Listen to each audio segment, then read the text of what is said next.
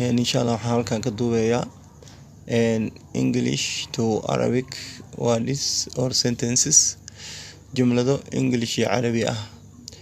أنا مشغول I'm busy وأنا مشغول صنهاي. اجلس sit down فريسو sit down فريسو. أين تسكن where do you live حقي بتكون نوشهاي. أنا لست بخير I'm not fine أنا لست بخير I'm not fine أنا مفيعني. ادخل come in صوغل. ارفع صوتك speak up كور وهذا speak up كور وهذا.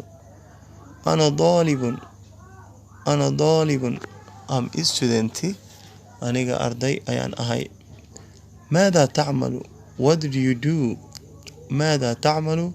what do you do محاد خبطا أما محاد سميدا. thank you for watching. I'm Ali Hassan Muhammad. inshallah subscribe and share. do ila ila inshallah ala subscribe gareeyo hana la share gareeyo.